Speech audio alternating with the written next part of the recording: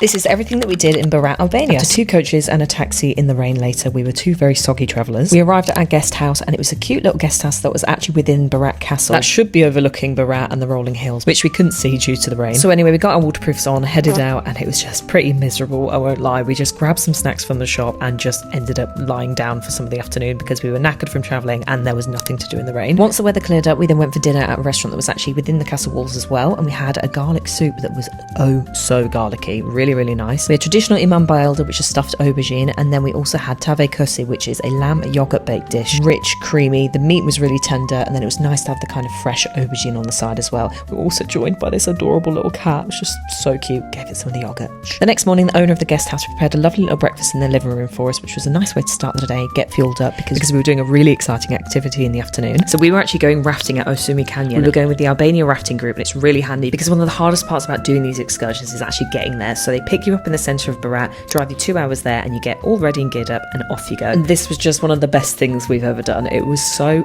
much fun. The rafting was just really exciting. You got to see so many views, and although we didn't get to see the crystal clear blue waters because we did pick the rainiest day to go, it was still amazing. We then got picked up, taken back to the base, got changed and ready, and then they actually take you for lunch. So we had some like soup, chips, salad. It was lovely just because you're absolutely ravenous after the activity. Then we went on a little bit of a white knuckle ride home because the winding routes on the Albanian mountains are a little bit scary. A quick change later, we then headed out to see Berat for the first time because the rain had finally stopped, so with the clouds clear we could actually see the view of the city, which is beautiful. Of course, Rufus whipped out the cat food because he's just got to feed all the cats when he sees them. Off the trousers, please. I love that the more south you go in the Balkans, the more and more cats there are. They're just so cute. Had a little mooch and a shop around, grabbed another deck of cards because the other ones were cut up. You can see now why they call it the City of 1,000 Windows, because on either side of the river you've got these gorgeous Ottoman houses that cascade down the hillsides, and they're absolutely stunning and even better at night. We then stopped at a restaurant. There's a restaurant below and then 3 floors of bar levels above, which gives you the most incredible view of the whole river, and maybe a 6 out of 10 mark. That's just one thing I can't find when I'm abroad, is a good cocktail. For dinner we fancied some hearty Albanian food, and this restaurant was highly recommended. We had the beef stew, which was lovely, rich and great with a bit of bread, but then this Albanian kofta, oh my lord, absolutely delicious. They'd kind of pan-seared them and then I think cooked them down and had the potatoes in with them, and it was just rich, juicy. Just the seasoning they'd used in the meatballs were fantastic. So good, in fact, we ordered a second round, absolutely devoured it. And now the only downside to booking staying in the castle is the hill. The hill is killer. It doesn't look it, but it's a long steep walk. And breakfast the next morning, we finally got to use the balcony. That was a great view.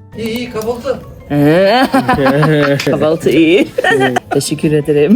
Whether it was 7 a.m. or midnight, the owners of this place would not stop cracking jokes. They were hilarious. This family absolutely made our stay. They were such good vibes, so I was really sad to say goodbye to them. So yeah, absolutely loved them, and it was a great time.